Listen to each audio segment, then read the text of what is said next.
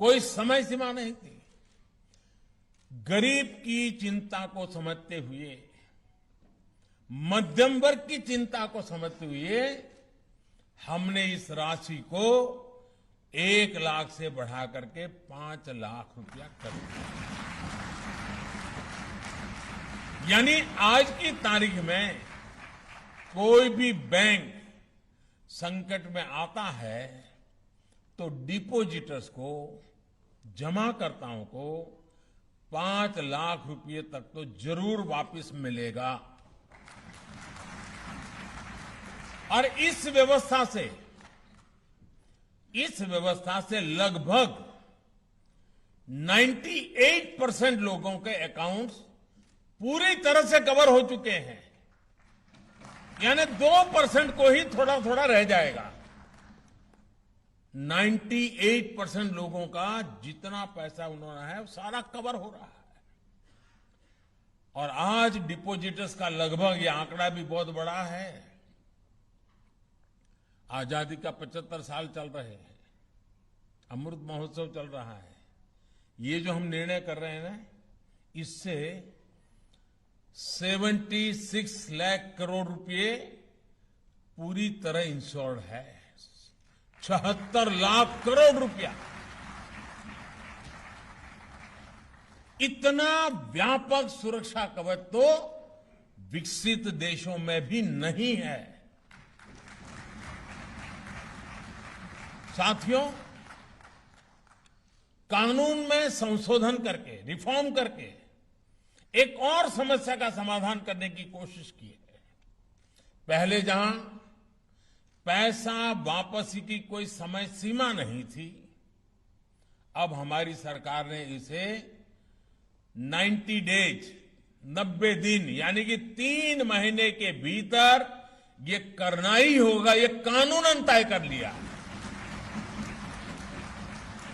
यानी हमने ही सारे बंधन हम पर डाले हैं, क्योंकि इस देश के सामान्य मानव, इस देश के मध्यम वर्ग की, इस देश के गरीब की हमें चिंता है। इसका मतलब यह हुआ कि अगर बैंक वीक हो जाती है, बैंक अगर डूबने की स्थिति में भी है, तो 90 दिन के भीतर जमाकर्ता को उनका पैसा वापस मिल जाएगा।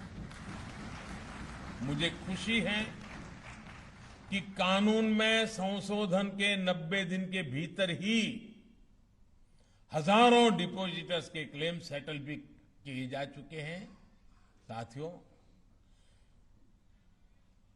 हम सब बड़े बड़े विद्वान, बुद्धिमान, अर्थशास्त्री जो बात को अपने अपने तरीके से बताते हैं, मैं अपनी सीधी सादी भाषा में बताता हूं।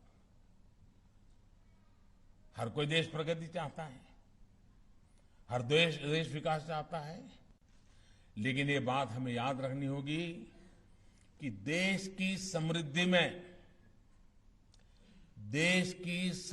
में बैंकों की बड़ी भूमिका है।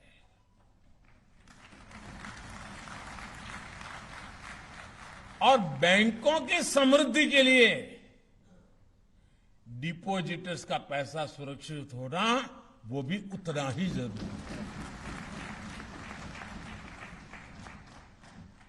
हमें बैंक बचाने हैं तो डिपोजिटर्स को सुरक्षा देनी ही होगी, और हमने ये काम करके बैंकों को भी बचाया है, डिपोजिटर को भी बचाया है। हमारे बैंक जमाकर्ताओं के साथ साथ हमारी अर्थव्यवस्था के लिए भी भरोसे के प्रतीक है। इसी भरोसे, इसी विश्वास को सशक्त करने के लिए बीते सालों से हम निरंतर प्रयास कर रहे हैं। बीते वर्षों में अनेक छोटे सरकारी बैंकों को बड़े बैंकों के साथ मर्ज करके उनकी कैपेसिटी, कैपेबिलिटी और ट्रांसपेरेंसी हर प्रकार से सशक्त की गई है। जब आरबीआई कोऑपरेटिव बैंकों की निगरानी करेगा तो उससे भी इनके प्रति सामान्य जमाकर्ता का भरोसा और बढ़ेगा।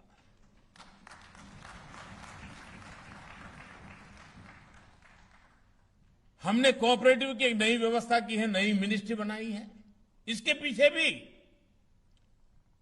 कोऑपरेटिव संस्थाओं को ताकतवर बनाने का इरादा है। कोऑपरेटिव मिनिस्ट्री के रूप में विशेष व्यवस्था बनने से भी कोऑपरेटिव बैंक अधिक सशक्त होने वाले हैं।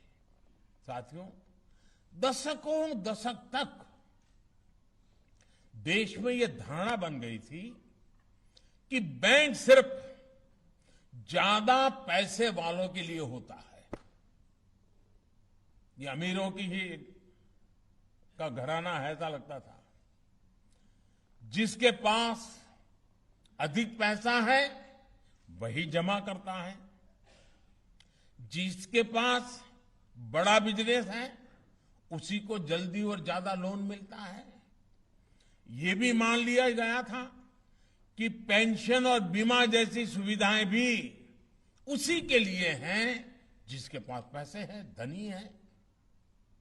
दुनिया के सबसे बड़े लोकतंत्र के लिए ये ठीक नहीं है।